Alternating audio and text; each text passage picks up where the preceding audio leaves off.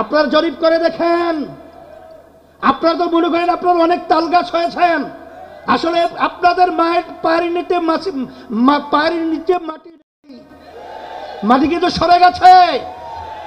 এখন এই বাংলাদেশের মধ্যে আর এই চাঁদাবাজদেরকে, এই যারা নাকি জায়গা দখলকারীদেরকে, খুনিদেরকে, গুমিদেরকে বাংলাদেশের মানুষ দেখতে চায় না। পরিবর্তন করতে হবে, সুন্দর পরিবেশ তৈরির জন্য আমাদেরকে কাজ করতে হবে। এই জন্য আমি বিশেষ করে বলবো, যারা নাকি হাজার হাজার মায়ের কোল খালি করেছে তাদেরকে আবার নির্বাচনের জন্য আহ্বান করছেন, আপনারা কি ইঙ্গিত দিচ্ছেন? এখনো মায়ের কান্না বন্ধ হয় নাই, এখনো মুখদের পানি পানি সেই শব্দ আমাদের কান থেকে এখনো সরে নাই।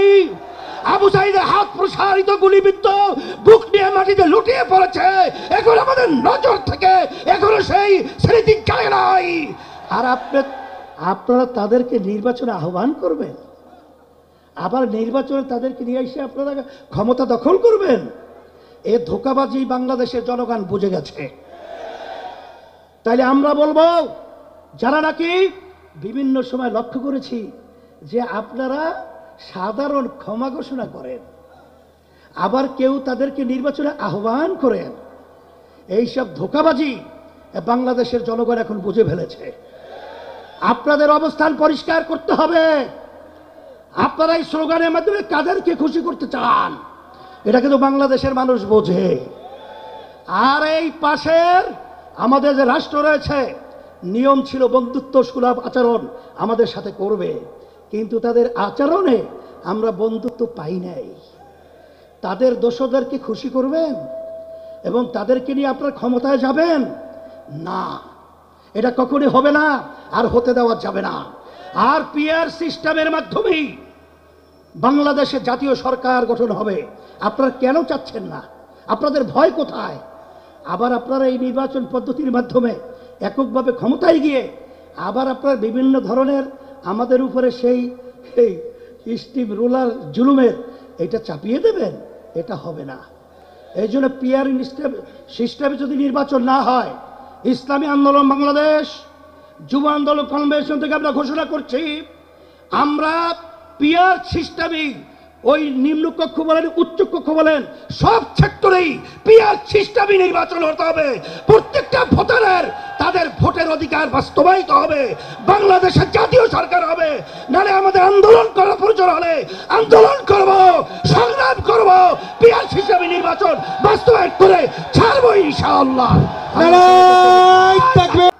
যারা নাকি নির্বাচনের জন্য অস্থির হয়ে গেছে, পিআর নির্বাচন পছন্দ করছেন না, আমি বলবো এখন বাংলাদেশের মানুষ সজাগ হয়ে গেছে। এর পরিবর্তন আমাদেরকেই করতে হবে। এই পরিবর্তনের জন্যই যদি আবার প্রয়োজন হয় আমরা আবার রক্ত দেব, আমরা জীবন দেব, তারপরে দেশকে সুন্দর দেশ করার জন্য রাজপথে থাকবো। থাকার জন্য কে কে রাজি আছো? নারায়ে তাকবীর, আল্লাহু আকবার স্লোগান তুলতে হবে। সাথে সাথে আমি বিশেষ করে অন্তর্বর্তীকালীন সরকারকে বলবো, আমাদের যুগ্ম মহাসচিব গাজী আতাউর রহমান সহ বিভিন্ন দায়িত্বশীলরা বলেছেন যে আপনারা কোনো জনগণের ভোটে নির্বাচিত সরকার নয়, করার মতো এখানে আমাদের কার্যক্রম যদি করার মতো করতে পারি, আমার তো মন বলছে বাতিল কখনোই বাংলার জমিনে মাথা উঁচু করে দাঁড়াতে পারবে না, সাহস পাবে না। ওরা বাংলার জমিনের মধ্যে সেই মাথা নিচু করেই থাকতে হবে ইনশাআল্লাহ তোমাদের তৎপরতায়। সেই হিসাবে আমি তোমাদেরকে বলবো যে আজকে দেখছো যে কত মায়ের কোল খালি হয়ে গেল। এই মায়ের কোল খালি করার রাজনীতি বাংলার মানুষ আর দেখতে চায় না।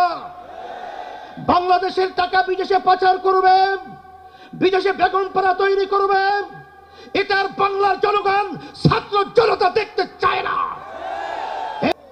আপনার হলো গণ অভ্যুত্থান, ছাত্র জনতা হাজারো হাজারো মায়ের কোল খালির করার বিনিময় আপনারা ক্ষমতায় এসেছেন, কিন্তু আপনাদের কার্যক্রমগুলো আমরা অনেকাংশে প্রশ্নবিদ্ধ।